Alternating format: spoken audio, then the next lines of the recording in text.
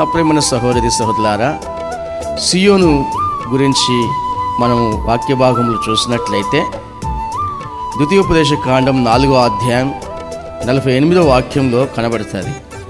మోషే ఇశ్రాయేలు ప్రజలు ఐగుప్తు దేశం నుండి కానానుకి వెళ్ళే ప్రయాణంలో వారు సియోనుని జయించి ఉన్నారు.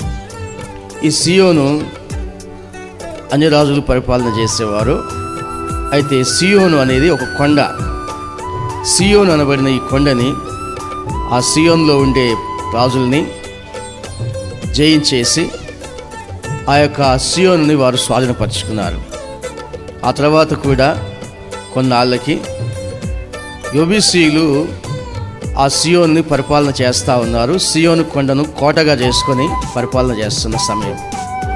అప్పుడు దావీదుని దేవుడు అభిషేకించి రాజుగా చేసినప్పుడు దావీదు సియోనును జయించడానికి బయలుదేరి వెళ్ళినప్పుడు యెబూసీయులు చెప్పిన మాట ఏంటంటే, ఇక్కడ గుడ్డివారు కుంటివారు నిన్ను తోలివేస్తారు, జాగ్రత్త, మా మీదకి రావద్దని వాళ్ళు అంటారు.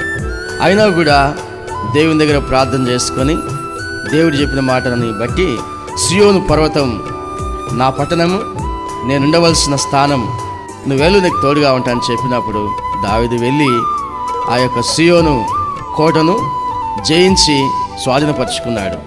ఇక దావీదు అక్కడి నుంచి పరిపాలన చేయడం ప్రారంభించాడు. ఆ ప్రాంతాన్ని, ఆ యొక్క సియోను కోటను దావీదుపురముగా పిలువబడేది. అక్కడ దేవుని మందసం ఉంచి ఆయన పరిపాలన చేయడం ప్రారంభించాడు. ఈ సియోను కోట పర్వతముల మధ్యలో ఉంది. ఇది ప్రొటెక్షన్ కలిగిన ప్రాంతం, అంటే సురక్షితమైన ప్రాంతం. నా ప్రియ సహోదరులారా, గమనించండి, ఈ సియోను ఆధ్యాత్మికంగా మనం లోతుగా తీసుకున్నట్లయితే ఇది పరలోక సాదృశ్యమై ఉన్నది. భౌతికంగా మాత్రం దావీదు జయించిన ఒక పురము, ఒక పట్టణము, ఒక కోట.